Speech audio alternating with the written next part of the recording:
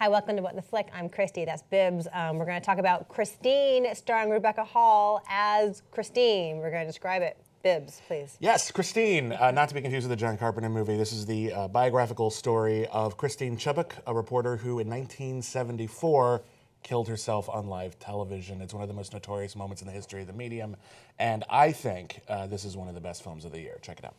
You okay? Do I not seem okay? Maybe you can get us some footage of the chickens having sex so people can see how the eggs are really made. That's a joke.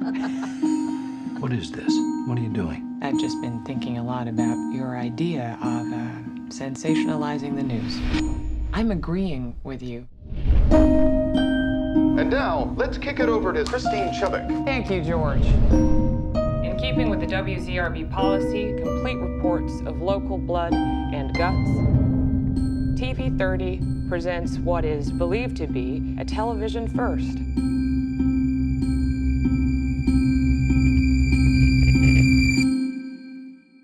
Wow, so what did you love about it so much? This movie, now if you're walking into the movie and you know how it's going to end, or the movie Did you? I did. Okay. And again, this is history. It's not even all that obscure, although it's not necessarily common knowledge. So we know where this is headed.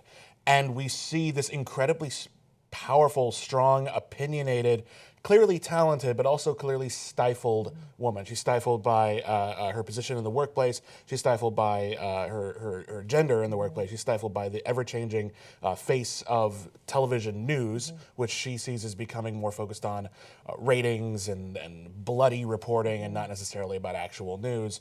But she's also suffering from a lot of emotional problems. She's having trouble connecting to everyone around her. And what this movie does is bring you not into a feeling of sympathy for her, but a very profound sense of empathy for someone in a very hazardous, dangerous, almost unthinkable mental state that will lead her to do something horrible, just horrifying.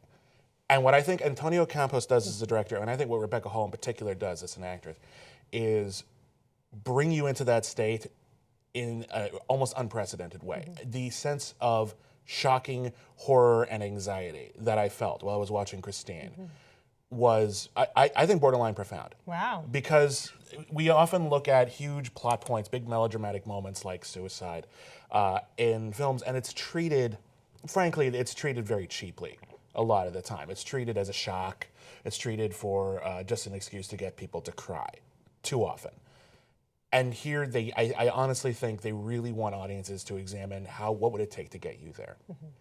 And there's one scene in particular, which I'm not going to ruin how it plays out, but we've seen everything she's going through, and we as the audience, we sympathize with her, we love her, we care for her, we want her to be okay. There's one scene where she lays out every single thing she's worried about, and the movie basically tells her, you're right. Everything you're worried about, everything you think is terrible, everything you think means your life is over, she has it confirmed as logical. And that's one of the scariest things I've seen in a long time. Did you not have the same reaction? No, I did, and I also appreciate it is so specific to its place in time, and it gets all that period detail stuff right, and not in an Anchorman kind of parody way. I mean, it just feels real. They're at a point technologically where they're shifting from film to tape, and so that's freaking everybody out. And she's a purist, you know. She's a misfit in every way, societally and professionally.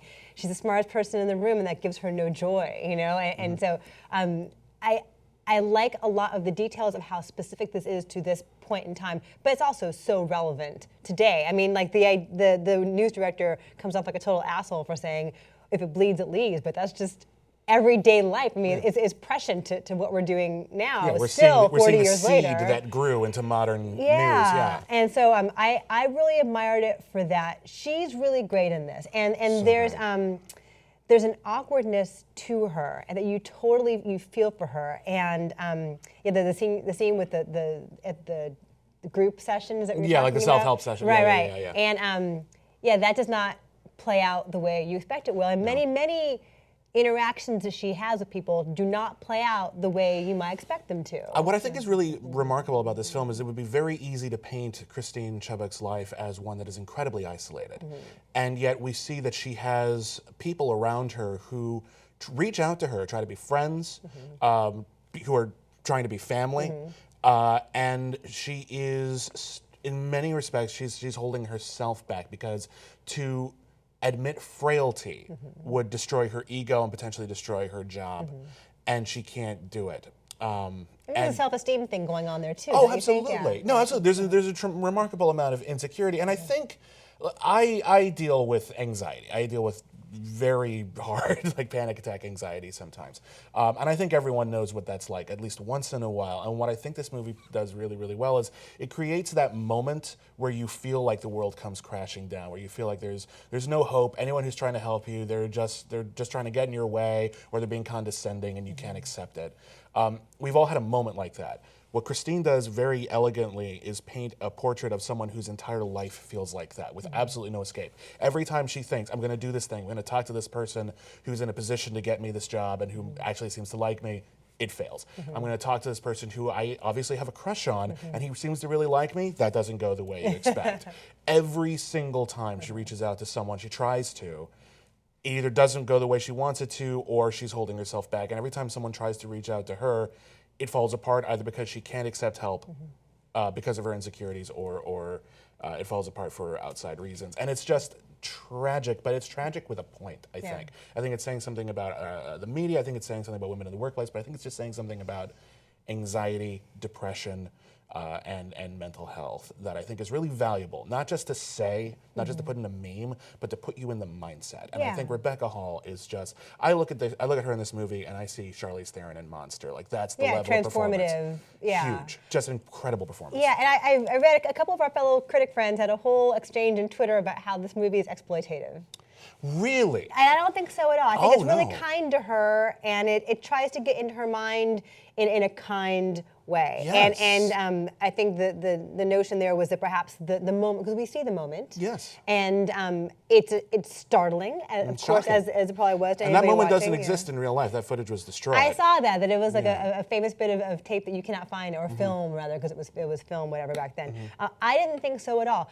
The apprehension I have about raving about this the way you do is it's a bit languid for me. It's a bit, That's fair. it's almost like walking through a fog, and maybe that's intentional to try to create her mindset. That's what I liked about But as it, a yeah. viewer, I found it kind of nap-inducing, kind of where are we now? Okay, so I interesting. didn't feel as gripped all the time as you did, and is perhaps the intended for you too, because it's there's something kind of soupy about it. There's something kind of sluggish about it. And I think that's what depression can feel like, and I think it's what anxiety can feel like, and I can totally get not being in the mood for that, or even just not being what you want to go see a movie to see. Like Christine is not a fun flick. No. Christine is a funny things tough happen. film. Some weirdly funny things happen, I will say. Oh yeah, it's not without a sense Yeah. of humor, and I admire that. And I think that is one of the many things that I think makes it brilliant, is that it really is a very rich film, but it does have a consistent tone, and I think it's trying to feel oppressive.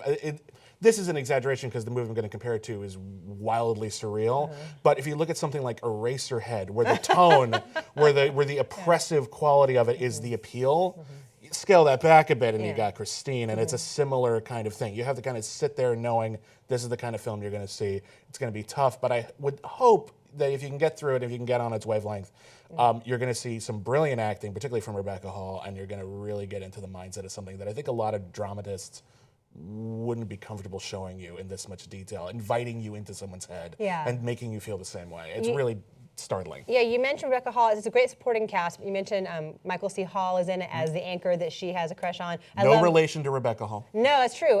Tracy Letts is her news director, who's just an asshole, and he's great in this. I really love Maria Dizzia, just a few scenes, as her one real true friend, and who tries to connect with her, but even that doesn't always work out. But she's lovely. She brings some warmth and some empathy. Her to last this. scene broke my heart Yeah, in a really she's lovely perfect in way. this. So Yeah, anyway, love it. I like a lot about it, just not as much as you did. Please give your gigantic number. Yeah, I don't. Again, I've only given like 2 10s to new release movies in my entire career, and I'm not going to persist that now. But it is a 9.9. This is about as much as I can recommend a movie. I highly Okay, recommend it. I'm saying 7. I like a lot about it, not as much as Bibb. So our average is an 8.5. It's at 81% on the tomato meter. It opens this week in New York, and then next week in LA, and it will trickle out to the world after that. So yeah, definitely check it out. Check it out.